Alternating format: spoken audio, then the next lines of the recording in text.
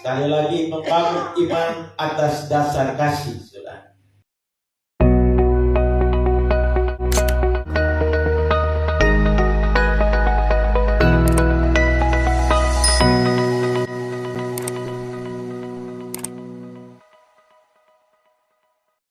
Yang saya katakan, amin, puji Tuhan. Shalom. Bagaimana kabar? Sukacita luar biasa? Ya, ada sukacita. Ya, kita tetap bersukacita, kita tetap bersemangat. Karena saya percaya, ya, di minggu yang telah kita lewati, kita percaya bahwa Tuhan kita tidak pernah membiarkan dan bahkan meninggalkan hidup kita. Bukti nyata, sampai detik ini kita ada, itu kita percaya karena kemurahan Tuhan. Amin. Haleluya. Mari Bapak Ibu, kita akan buka firman Tuhan di dalam Matius pada pasal yang ke-20. Pertama Korintus pada pasal yang ke-13. Kita baca ayatnya yang pertama hingga ayatnya yang ke-8. Ayat yang ke-8. Lembaga Alkitab Indonesia memberikan judul kasih.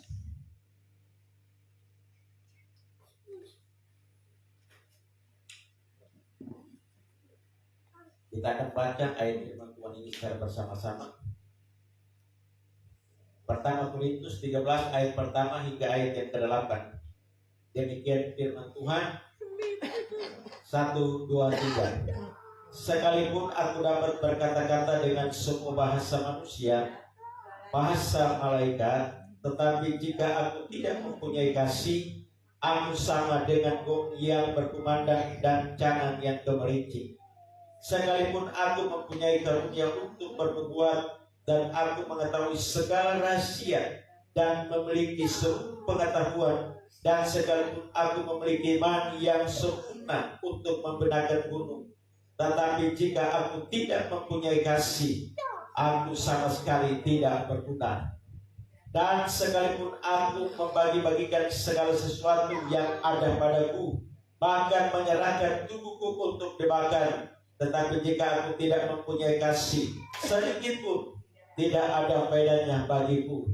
Kasih itu sabar, kasih itu murah hati, ia tidak cemburu, ia tidak membanggakan diri dan tidak sombong, ia tidak melakukan yang tidak sopan dan tidak mencari keuntungan dari diri sendiri, ia tidak pemarah dan tidak menyimpan kesalahan orang lain, ia tidak bersukacita karena ketidakadilan, tetapi ia bersukacita karena kebenaran. Ia menutupi segala sesuatu, percaya segala sesuatu, mengharapkan segala sesuatu, sabar menanggung segala sesuatu. Kasih tidak berkesudahan. Obatan akan berakhir, bahasa roh akan berhenti, pengetahuan akan lenyap. Demikian jauh bacaan firman Tuhan pada pagi hari ini. Saya akan membawakan satu judul khotbah atau tema khotbah saya pada pagi ini yaitu membangun iman atas dasar kasih. Ya. Sekali lagi, membangun iman atas dasar kasih, saudara. Saudara yang diberkati oleh Tuhan kita Yesus Kristus, saya percaya dari semua kebenaran firman Tuhan yang telah kita bacakan, bahkan yang telah kita dengar, bahwa yang lebih penting dari semua selain iman, ya, yang pertama adalah kasih yang perlu ada di dalam setiap kehidupan kita. Kenapa, saudara? Karena hari-hari ini kita melihat bahwa kasih kebanyakan orang itu sudah tidak ada lagi, ya. Kalau kita baca di dalam Matius pada pasal yang ke-24 ayat yang ke-12 berkata, dan karena semakin bertambahnya kedurhakaan, maka kasih kebanyakan orang akan menjadi dingin, saudara. Ya. Karena semakin bertambahnya kedurhakaan, maka kasih kebanyakan orang akan semakin tinggi. Saudara yang diberkati oleh Tuhan kita Yesus Kristus, kata kedurhakaan di sini yang pertama adalah memberontak kepada Tuhan, ya. Yang kedua, dia tidak taat kepada Tuhan, ya. Kemudian dia tidak taat kepada pemimpin, ya. Jadi saudara yang diberkati oleh Tuhan kita Yesus Kristus, kalau kasih ini, kasih kita kepada Tuhan itu hilang dari hidup kita, ya, maka kasih terhadap istri terhadap suami, bahkan suami terhadap istri, orang tua terhadap anak-anak itu akan hilang dari kehidupan kita, saudara. Jadi pada intinya, saudara, kasih itu harus betul-betul ada di dalam hidup kita. Amin. Ya.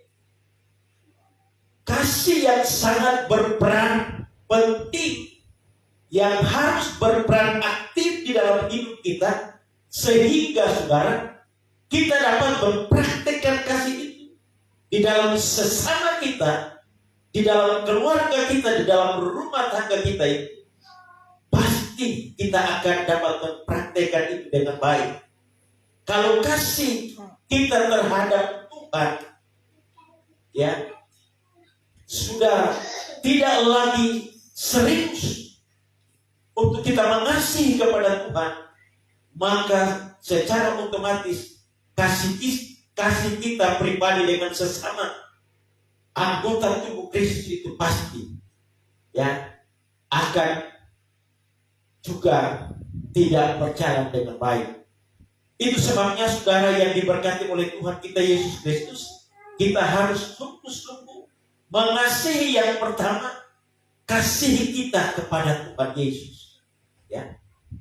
Kalau kasih kita kepada Tuhan Yesus itu sempurna adanya, saudara, maka kasih kita kepada yang lain, ya, kasih suami kepada istri, kasih, ya, orang tua kepada anak-anak, dan sebaliknya, kasih kepala sidang kepada jemaatnya, ya, bahkan kasih kepada sahabat-sahabat, saudara, pasti itu akan berjalan dengan baik. Saudara yang diberkati oleh Tuhan kita Yesus Kristus. Dan mari saya mau berkata bahwa firman Tuhan bahkan di dalam tema hari ini berkata bahwa membangun iman atas dasar kasih kita. Tanpa kasih, saudara, kita tidak dapat membangun iman kita dengan baik. Karena kasih itu adalah dasar, saudara, ya. Dasar kasih kita itu adalah Yesus Kristus. Itu adalah dasar. Jangan sampai, saudara, firman Tuhan dalam Wahyu pada pasal yang ke-22 ayat yang ke-11, Wahyu pasal yang terakhir ayat ke-11 berkata, ya, di dalam firman Tuhan berkata bahwa barang siapa yang berbuat jahat, biarlah ia terus berbuat jahat. Barang siapa yang cemar, biarlah ia terus cemar. Ya, jangan ini tergenapi dalam setiap hidup kita. Tetapi yang harus tergenapi dalam hidup kita, bahwa biarlah dalam hidup kita mau terus berbuat benar, ya, dan terus berbuat kebenaran. Biarlah kehidupan kita ada di dalam kekudusan, dan kita terus berbuat kudus di dalam diri kita, ya. Kalau ini ada di dalam hidup kita, maka secara otomatis kita akan dapat mempraktekkan kasih itu dengan sempurna. Amin. Nah, kita melihat, saudara, ya, ada orang bilang bahwa kasih itu, ya, akan kita lihat ketika orang itu dia baik dengan kita. Tapi saya mau katakan, saudara, itu tidak jadi ukuran bagi kita, ya. Tetapi kasih itu harus dipraktekkan. Kita melihat, saudara, Rasul Paulus, ya, dia begitu mengasihi kepada jemaat yang ada di Korintus, sehingga yang walaupun dia berada di dalam penjara, saudara, tapi dia tetap menyampaikan firman Tuhan. Dia tetap menyampaikan suara kenabian, suara kerasulan. Dia tetap sampaikan bahwa apa yang mereka lakukan, biarlah mereka lakukan atas dasar kasih, saudara. Kenapa, saudara? Karena kalau kita lihat jemaat yang ada di Korintus ini, saudara, mereka kehilangan kasih, saudara. Kalau kita melihat, ya, mereka dilengkapi dengan berbagai macam karunia, ya.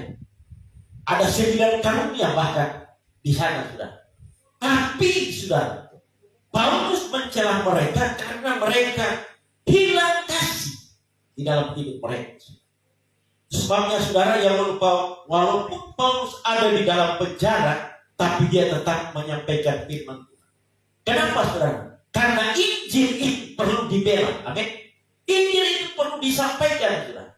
Kalau kita tidak sampaikan firman Tuhan, orang sudah berbuat kesalahan. Kalau kita tidak menyampaikan, maka kita sendiri yang akan menanggung dosa mereka, saudara. Itu sebabnya, saudara yang diberkati oleh Tuhan kita Yesus Kristus, Paulus begitu luar biasa, saudara. Dia dapat menyampaikan hal-hal yang terbaik. Sehingga, saudara, kalau kita baca dalam Filipi pada pasal yang pertama ayat yang ke-7 berkata, memang sudah sepatutnya berpikir demikian akan kamu semua, sebab kamu ada di dalam hatiku, oleh karena kamu semua turut mendapat bagian dalam kasih karunia yang diberikan kepadaku, baik pada waktu aku dipenjarakan maupun pada waktu aku membela dan meneguhkan berita Injil. Ini sangat luar biasa. Paulus, saudara, karena dia mengasihi jemaat yang ada di Korintus, yang walaupun dia ada di dalam penjara, tapi dia rela, saudara, dengan kasih Kristus yang ada pada dia. Dia mau menyampaikan firman Tuhan. Dia mau menulis surat kepada jemaat-jemaat yang ada di Korintus, supaya bagaimana mereka juga dapat mempertahankan Injil Kristus yang ada dalam kehidupan mereka. Sedangkan dari pertama Korintus pasal 1 ayat 16 berkata, mereka ini memberitakan Kristus karena kasih, sebab mereka tahu bahwa aku ada di sini untuk membela Injil. Ya. Jadi Injil itu, saudara, harus dipertahankan. Amin. Ya. Saudara, ada orang kalau dia menghadapi masalah, persoalan, tantangan, saudara, dia mulai undur. Dia mulai tidak setia lagi dengan Tuhan. Tapi ada orang yang begitu radikal, saudara. Ya. Ketika dia menerima Tuhan sebagai Tuhan dan juru selamat dalam pribadinya, saudara, ya, ada bahasa bilang, ya, orang Maluku Utara bilang mati kalau mati, dia tetap mempertahankan. Ya. Yang walaupun ada begitu banyak tawaran-tawaran, godaan-godaan yang datang, tapi dia tetap percaya akan Injil Kristus. Kenapa, saudara? Karena dia tahu, ya, ketika dia berhadap dan bergantung kepada Injil itu, saudara, maka dia akan mengalami kemerdekaan. Dia akan mengalami kelepasan dari Tuhan. Dia akan mengalami pemulihan dari Tuhan.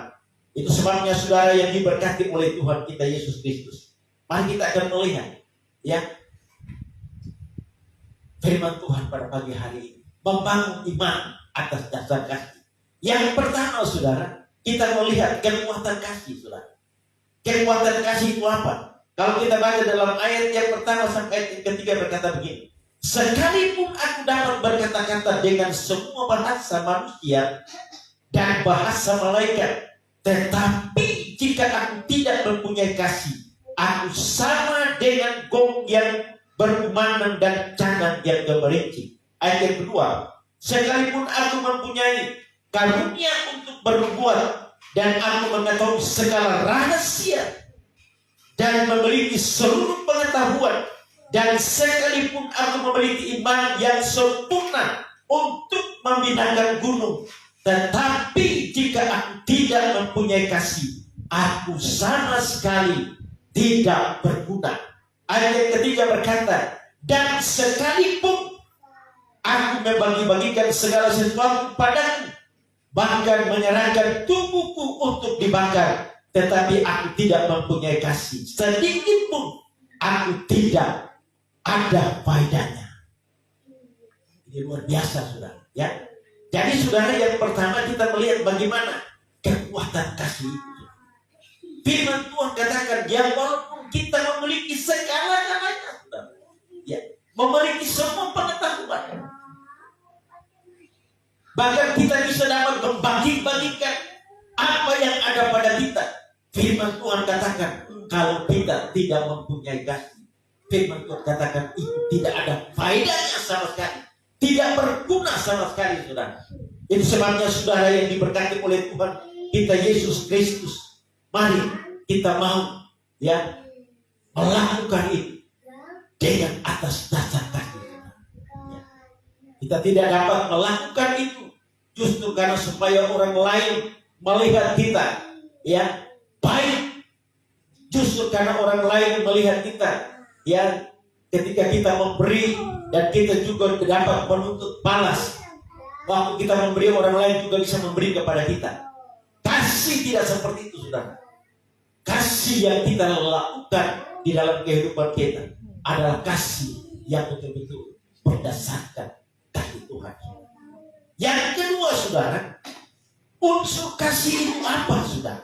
Ya, unsur kasih itu, saudara, yang kedua, kasih itu sabar. Ya, itu unsur kasih. Kasih itu murah hati. Ia tidak cemburu. Ia tidak memegahkan diri dan tidak sombong. Sudah. Itu unsur kasih, saudara. Ayat yang kelima berkata, ia tidak melakukan yang tidak sopan dan tidak mencari keuntungan diri sendiri. Ia tidak memarah dan tidak menyimpan kesalahan orang lain. Ayat yang ke-6 berkata, ia tidak bersukacita karena ketidakadilan, tetapi ia bersukacita karena kebenaran. Yang ke-7 berkata, ia menutupi segala sesuatu, percaya segala sesuatu, mengharapkan segala sesuatu, sabar menanggung segala sesuatu. Jadi itu ya adalah unsur-unsur kasih ya. Jadi saudara, kalau kita tidak memiliki unsur kasih yang kedua ini dalam kehidupan kita, maka kasih kita itu tidak sempurna apa yang kita lakukan ya. Jadi unsur kasih kita harus punya, memiliki kesabaran ya. Kita tidak sombong, saudara ya. Bahkan apa yang kita lakukan semuanya itu hanya berdasarkan kasih Tuhan di dalam kita. Saudara yang diberkati oleh Tuhan kita Yesus Kristus, kasih sejati itu disebut agapao ya. Dalam bahasa aslinya disebut agapao. Agapao ini adalah kasih sejati ya. Kasih sejati itu pemiliknya tidak ada bandingnya, saudara ya.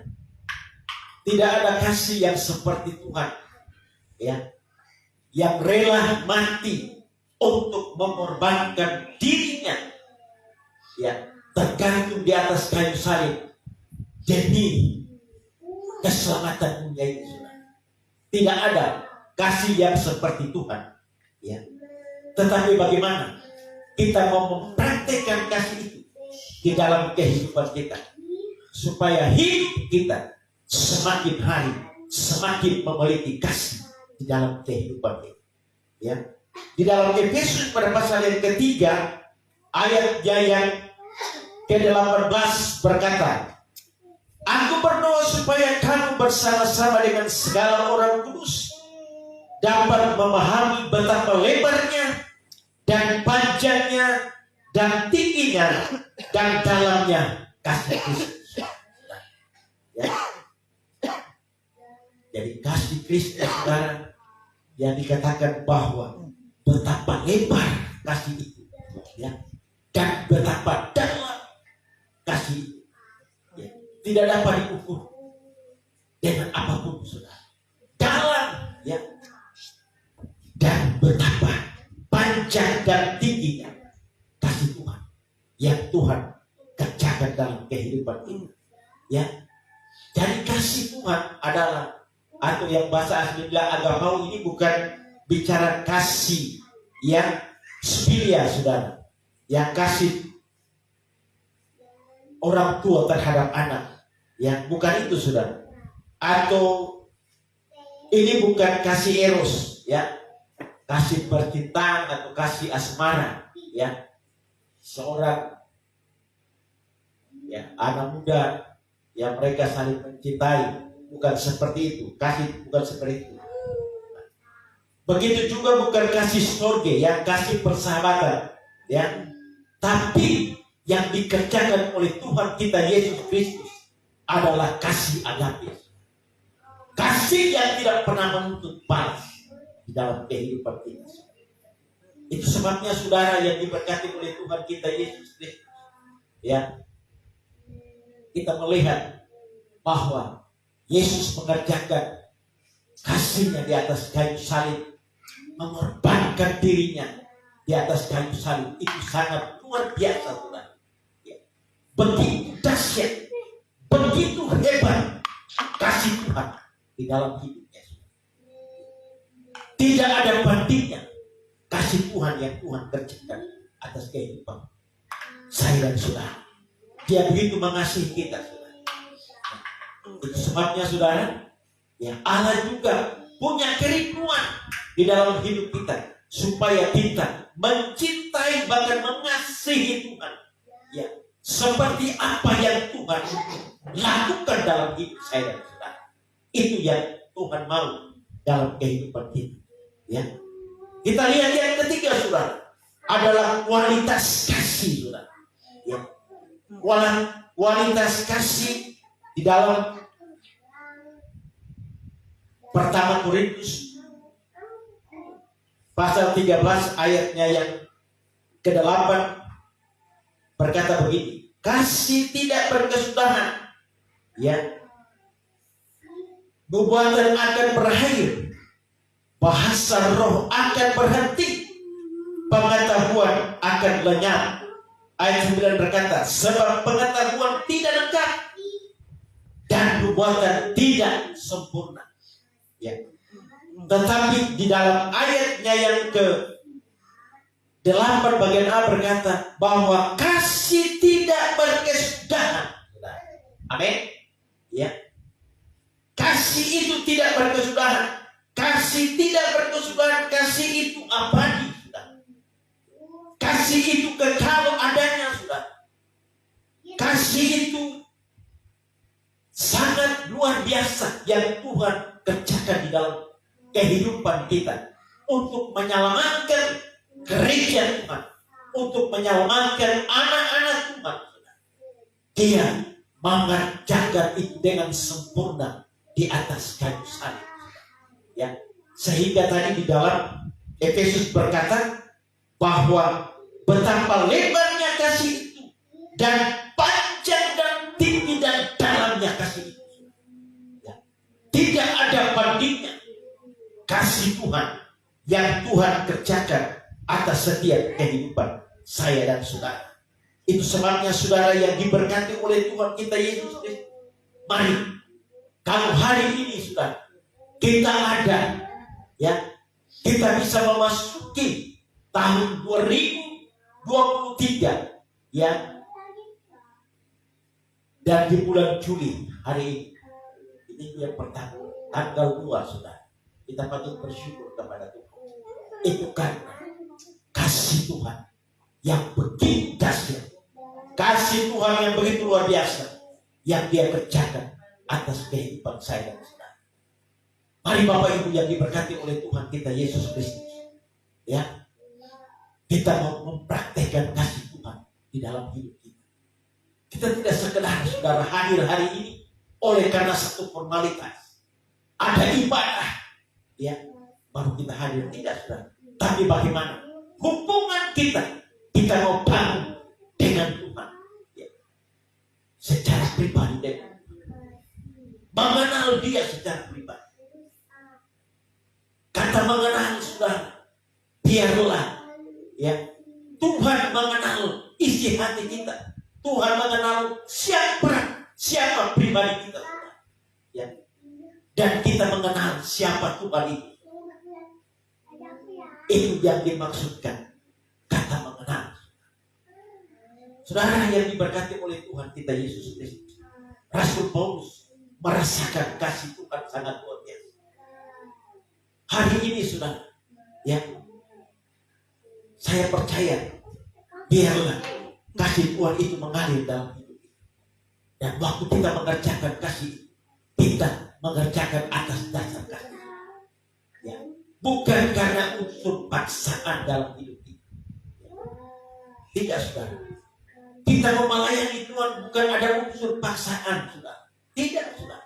Tapi ada kerelaan di dalam hidup kita, di dalam diri kita. Kita mau katakan kepada Tuhan, saya mau melayani Tuhan. Kenapa? Karena Tuhan sudah menyelamatkan saya. Tuhan sudah melayani saya. Tuhan sudah memberikan saya kekuatan. Tuhan sudah menyembuhkan saya. Dan apa yang saya harus balas? Yang saya perlu lakukan, bahwa saya mau melayani Tuhan, ya, dengan sungguh-sungguh. Yang saya mau lakukan, biarlah saya mau bangun hubungan itu dengan Tuhan. Tidak sekedar, ya, setiap hari Minggu baru kita punya waktu untuk bangun hubungan dengan Tuhan. Secara formalitas tidak seperti itu, saudara. Tapi biarlah setiap saat, setiap waktu. Karena Tuhan, firman Tuhan berkata, kasih itu betapa lebar kasihnya, betapa dalam, panjang dan tinggi kasih itu di dalam hidup. Ya, sehingga kita mau mengerjakan kasih di dalam hidup kita tanpa ada, ya,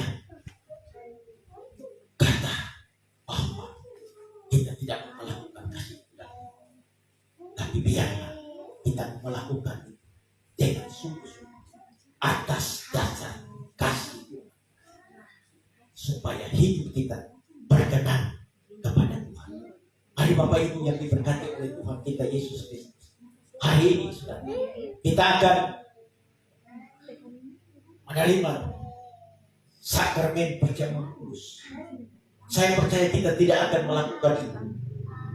Kita tidak akan melakukan sakramen menerima roti dan anggur yang dilambangkan dengan tubuh dan darah Kristus. Ya. Hanya sebagai satu formalitas atau satu kegiatan. Tapi biarlah kita mengingat bagaimana kasih Tuhan yang Tuhan kerjakan untuk menyelamatkan kita, untuk membebaskan kita, saudara. Kita renungkan, saudara, ya, bahwa kasih yang Tuhan kerjakan dalam hidup kita tidak sebandingnya dengan apa yang kita buat selama ini. Masih terlalu sedikit, saudara. Kalau kita bicara 100%, mungkin itu baru berapa persen saja yang kita lakukan. Dan hari ini, saudara, saya percaya biarlah dari kehidupan kita mengerjakan kasih di dalam kehidupan kita. Karena saudara, kalau kita baca di dalam Roma pada pasal yang kelima, kitab Roma pasal 5 ayatnya yang kelima berkata, dengan pengharapan tidak mengecewakan karena kasih anak telah dicurahkan di dalam hati kita oleh Roh Kudus yang telah dikaruniakan kepada kita. Ayat yang ke-6 berkata, karena waktu kita masih lemah, Kristus telah mati untuk kita, orang-orang durhaka, pada waktu yang ditentukan oleh Allah. Saudara yang diberkati oleh Tuhan kita Yesus Kristus, kasih itu telah Allah curahkan bagi saya dan saudara. Maka dengan kasih itu, saudara, kita mau mempraktekkan kasih itu dalam setiap kehidupan. Baik di dalam keluarga kita, baik dalam pelayanan kita, baik dalam pekerjaan kita, saudara. Kita mau mempraktekkan kasih itu yang sesungguhnya di dalam hidup kita, sehingga kehidupan kita berkenan kepada Tuhan. Saudara yang diberkati oleh Tuhan, mari kita percaya sungguh kepada Tuhan, bahwa apa yang Allah kerjakan dalam kehidupan kita itu sungguh ajaib adanya dalam hidup kita, saudara. Biarlah kita mau terus percaya kepada Tuhan, mau terus ya berharap kepada Tuhan, karena Tuhan kita yang adalah Tuhan yang luar biasa. Dia bertanggung jawab atas hidup kita, sehingga Dia telah menyelamatkan kita, ya. Dia menyelamatkan kita, dan Dia yang rela mati di kayu salib untuk menebus setiap dosa kita. Demikianlah kebenaran firman Tuhan yang boleh saya bagikan pada pagi hari ini.